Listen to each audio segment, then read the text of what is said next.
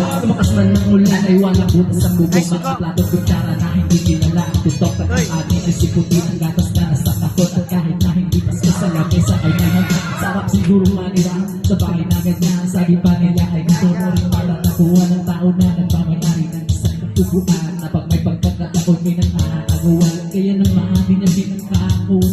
Kung makikita ko lang na siya ay ang sisigawan.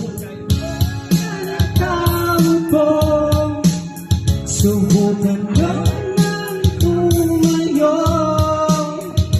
at baka matanaw ninyo ang tunay na kalagayan ko.